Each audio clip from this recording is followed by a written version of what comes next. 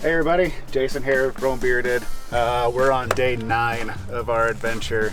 We've been using this stuff for the last, I don't know, year and a half, last year actually. So including the Batwing awning, which is super fantastic. Noticed today or yesterday when we set this up, one of my outside legs won't lock in place anymore. So I got a dead leg on there, and which is fine. It was this outside leg. It actually wasn't hurting anything. Well, I was putting the shovel back on yesterday and we snapped a quick fist. So we'll have to get a replacement for that. Not a big deal. These things are cheap, but yeah, I was just tightening it back down and snapped it right off. But hey, so that was, two things that had failed on us.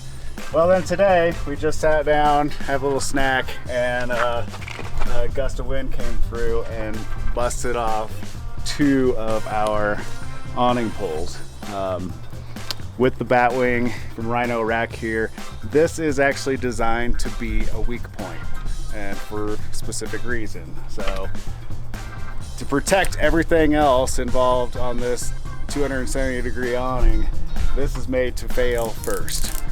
And while it's rather inconvenient, when you do buy this, they do give you 2 extra of these mounts. So this piece mounts up into here, and this fits right inside there. So we are just gonna have to do a little repair job while we're out here. I'm gonna go ahead and pull the Batwing off of the truck while we're here.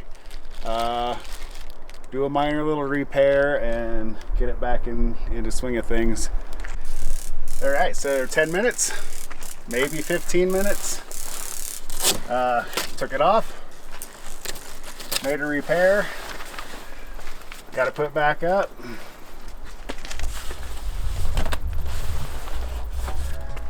And get it back into swing of things, put together correctly, so we think.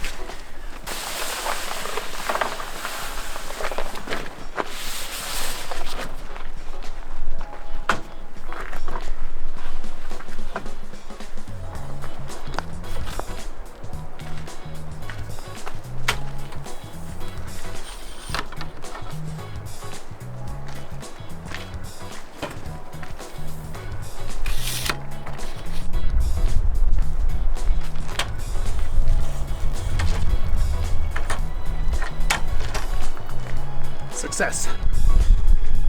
All right, so a small tip if you end up running across this as well. When you put these back together, you want to make sure your orientation is correct. So these things have earth magnets that help hold on the other point over on this side. This nut is what that earth magnet attaches to, and that helps just keep it secure inside the bag there. So when we put it together the first time, we actually flipped both of them, not just one. We flipped both because we're that good, and realized that it was backwards or upside down, whatever. So we just had to take that rod back out again, flip the poles back around the correct way, and yeah, put the rod back in.